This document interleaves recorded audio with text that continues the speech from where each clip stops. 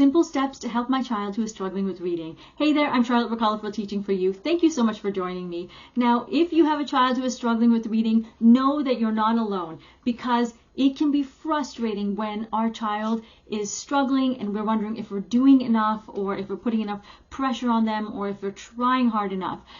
But the truth is, you are doing a good amount, but a lot of children struggle with this. It's a common thing. But with simple, practical, and consistent steps, your children can make big improvements. So honestly though, there's no better time to start than right now, because this is going to be the National Young Readers Week, which is from November 10th to the 14th.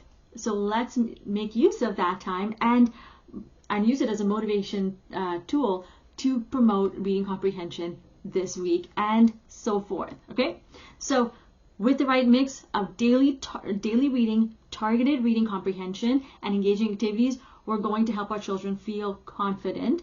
But remember, it's not about cramming as much as you can in a little time frame. It's about creating a daily routine. It doesn't have to be long, it just has to be daily and turned into a routine. Okay? In time, you're going to see that your child is going to be a capable reader. So let's get started. We've got 4 steps. The first step is to understand reading consistency. So consistency is incredibly important. All you need is 10 to 15 minutes a day, every day.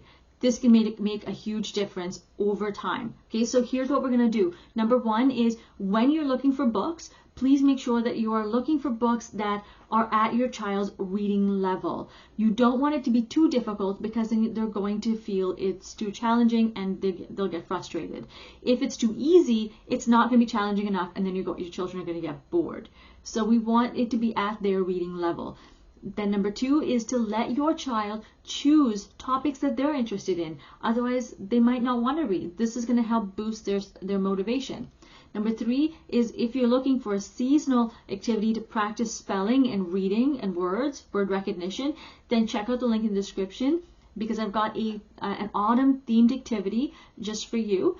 The link in the description where it says full episode, go to step number 1 and it says understand reading consistency. Okay. Step number 2 is focus on reading comprehension. So here, what I find that so many children know how to sound out words, they know how to read sentences, but they don't really know what it means. So we're going to be focusing on developing reading comprehension skills. So number 1 is, after reading a story, ask your children to describe what they read in their own words. Number 2, then take it a little bit further, discuss the details, like the characters, the setting, the events that took place. And then encourage them to think about what they believe is going to happen next, because it keeps them continuously thinking. Okay? Now, if you want some reading comprehension material, check out the link in the description where it says, and go to step number 2, because I've got 2 reading comprehensions. One is for intermediate students and the other one is for high school students. Okay, so again, go to the description where it says full episode, and then go to step number 2, focus on reading comprehension. All right, step number 3 is create manageable steps. So reading an entire page or a chapter might feel too much for some children, so it's best to break it down into smaller chunks. So here's how you're going to do that. First, help your children, have your children just read 1 paragraph together, and then stop and discuss it. Might seem too much, but you're trying to build, again, a routine and a habit over time. This 1 paragraph is going to be 2 and 3 and 4 over time, right?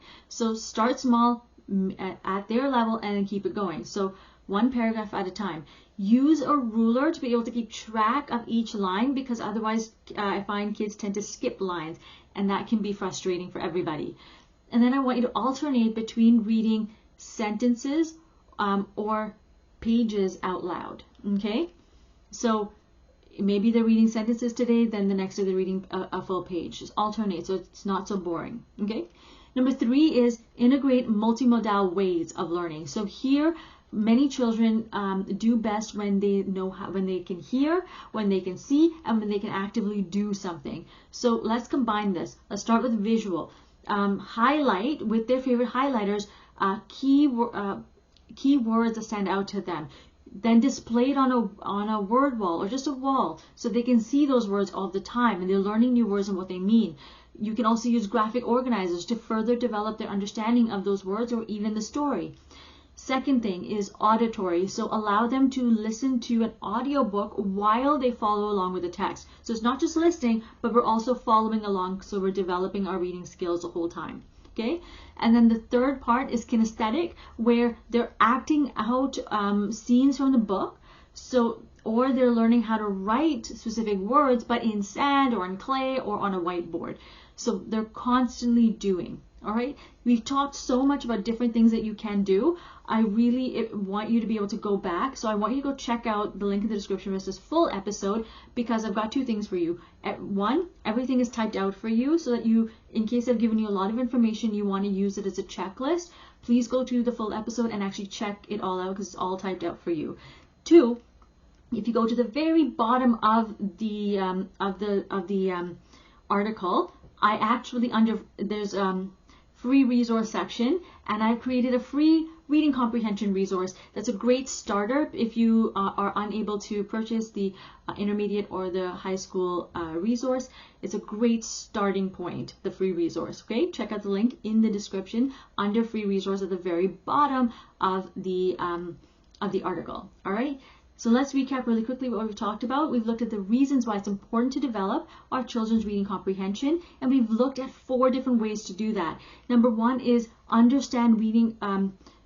One is actually to understand reading consistency. 2 is focus on reading comprehension. 3 is to create manageable steps, and 4 is to integrate multimodal ways of learning. If you have any questions, please feel free to message me. In the meantime, remember to create, experience, and teach from the heart. Take care, my friends, and I'll see you later. Bye.